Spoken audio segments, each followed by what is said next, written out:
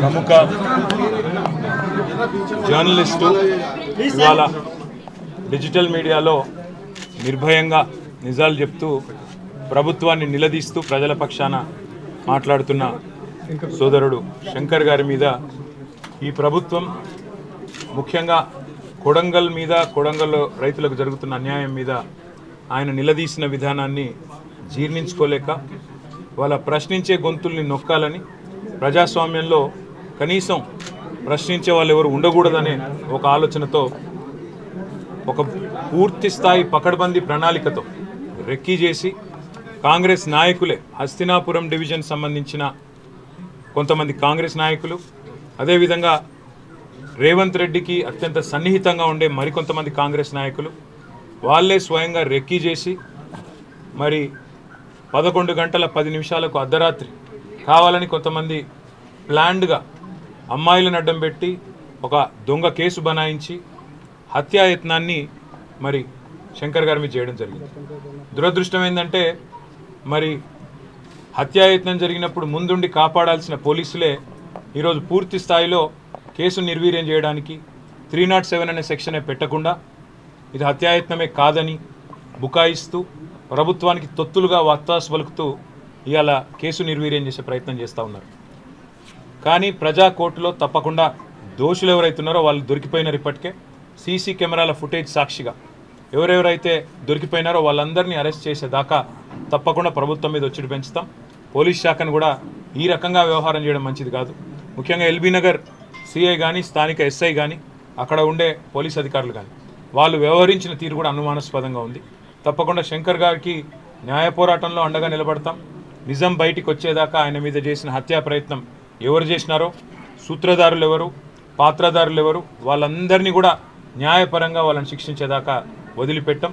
ఒక్క శంకర్ను బెదిరిస్తాం, ఆయనను హత్యాయత్నం చేసి ఏదో అడ్డుకుంటాం, నోరు మూపిస్తాం, గొంతు నొక్కుతామంటే 100 మంది శంకర్లు తయారవుతారు. ఎందుకంటే ఇది డిజిటల్ మీడియా ప్రపంచం. ఇప్పుడు మేము కూడా ఇట్లాగే ఆలోచించుంటే, మేము కూడా ప్రభుత్వంలో 10 ఏళ్ళు ఉన్నప్పుడు ఇట్లాగే ఆనాడు కేసీఆర్ గారి మీద మరి ఎవరు మాట్లాడినా దాన్ని అణిచివేసే ప్రయత్నం, రాజ్య శక్తిని అడ్డం పెట్టుకొని చేసే ప్రయత్నమే చేస్తుంటే ఇలా చాలామందికి వాయిస్ కూడా ఉండేది కాదు. కానీ ప్రజాస్వామ్యంలో అన్ని రకాల వాదనలకు అవకాశం ఉండాలి. అన్ని వాదనలు విన్న తర్వాత ప్రజలు తీర్పు ఇవ్వాలి. కాబట్టే ఆనాడు ఏనాడు కూడా మేము ఇట్లాంటి రాజ్యహింసను కానీ, ఇట్లాంటి భౌతిక దాడులను కానీ మేము ప్రోత్సహించలేదు. జరిగితే కూడా వాటిని వెంటనే నివారించే ప్రయత్నం చేసినాం. ఎక్కడైనా తప్పు జరిగితే కూడా దాన్ని తప్పకుండా ఖండించి, దాంతోపాటు అక్కడెక్కడన్నా అన్యాయం జరిగితే కూడా అన్యాయం జరిగిన వారి తరఫున మాట్లాడినాం. ఇవాళ నేను ప్రభుత్వాన్ని డిమాండ్ చేసేది, ముఖ్యంగా ముఖ్యమంత్రి రేవంత్ రెడ్డి గారికి చెప్పేది, శంకర్కు మళ్ళీ ఒకసారి చీమగుట్టిన బాధ్యత రేవంత్ రెడ్డిదే అవుతుంది. శంకర్ మీద మళ్ళీ ఎక్కడన్నా చిన్న ఘాటుబడ్డా ఖచ్చితంగా రేవంత్ రెడ్డి తెలంగాణ ప్రజల ముందు దోషిగా నిలబడక తప్పదు. ఎందుకంటే ఇవాళ ఆయన మనుషులే, ఆయనకు అత్యంత సన్నిహితులైన మనుషులే రెక్కీలో పాల్గొన్నారు. మీరు నిజాలు దాచాలని ప్రయత్నం చేసినా, అక్కడ సీసీ కెమెరాల యాంగిల్స్ మార్చి ఫుటేజ్ దొరకకుండా చేసే ప్రయత్నం చేసినా, మొత్తంగా ఇవాళ చుట్టుపక్కల ఉండే షాపులు, ప్రైవేట్ సీసీ కెమెరాల్లో వ్యవహారం మొత్తం దొరికిపోయింది. పోలీస్ శాఖను కూడా నేను డిమాండ్ చేస్తూ ఉన్నా, తెలంగాణ డీజీపీని కూడా నేను డిమాండ్ చేస్తూ ఉన్నా. ఈ రకమైన తొత్తులుగా, ప్రభుత్వానికి తొత్తులుగా పనిచేయడం కరెక్ట్ కాదు. ప్రజాస్వామ్యంలో ప్రతిపక్షానికి, ప్రభుత్వానికి అందరికీ కూడా తమ తమ పాత్రలు నిర్దేశించబడి ఉన్నాయి. అత్యంత పవర్ఫుల్ అస్త్రమైన మీడియాకు కూడా తన పాత్ర తనకున్నది ప్రజాస్వామ్యంలో.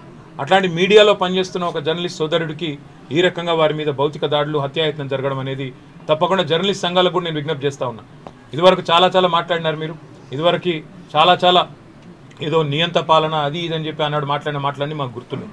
మరి ఇవాళ మీ సాటి జర్నలిస్టు మీద హత్యాయత్నం జరిగితే కూడా ఇంతవరకు ఏ జర్నలిస్ట్ సంఘం కూడా ఇప్పటికి బయటకు వచ్చి ఖండించిన పరిస్థితి లేదు. ఏ జర్నలిస్ట్ అసోసియేషన్ కూడా ఇప్పటిదాకా బయటకు వచ్చి మాట్లాడిన దాఖలాలు లేవు. జర్నలిస్ట్ మిత్రులు కూడా నేను కోరుతా ఉన్నా, ఇవాళ శంకర్ మీద జరిగింది రేపు మీ మీద జరగవచ్చు. మీరు ఒకవేళ ప్రభుత్వాన్ని ప్రశ్నిస్తే మీ గొంతు నొక్కడానికి, మిమ్మల్ని ఇవాళ పూర్తి స్థాయిలో అణిచివేయడానికి జరుగుతున్న ఈ ప్రయత్నంలో మీరు నోరు విప్పకపోతే, మీరు గొంతు పెగిల్చకపోతే రేపు ఈ ప్రమాదం మీకు కూడా వస్తుందనే మాట గుర్తు చేస్తూ రేవంత్ రెడ్డి గారికి మళ్ళీ నేను చెప్తా ఉన్నా, శంకర్కి మళ్ళొక్కసారి ఏం జరిగినా, చీమగుట్టినా, ఘాటుబడ్డా మీదే బాధ్యత అవుతుంది. ముఖ్యంగా రేవంత్ రెడ్డిదే వ్యక్తిగతమైన బాధ్యత అవుతుంది. ఇవాళ ప్రజాస్వామ్యంలో ప్రశ్నించే గొంతుని ఎవరు నొక్కే ప్రయత్నం చేసినా తప్పకుండా వారికి మేము అండగా ఉంటాం. అదే మాదిరిగా న్యాయ వ్యవస్థలో కూడా న్యాయపరంగా కూడా జరగాల్సిన పోరాటం జరగాల్సిందే. అదేవిధంగా హత్యాయత్నం జరిగితే ఈ కేసును నిర్వీర్యం చేసే పోలీస్ యంత్రాంగ ప్రయత్నం ఏదైతుందో దీన్ని కూడా తప్పకుండా మేము సీరియస్గా ప్రధాన ప్రతిపక్షంగా టేకప్ చేస్తాం.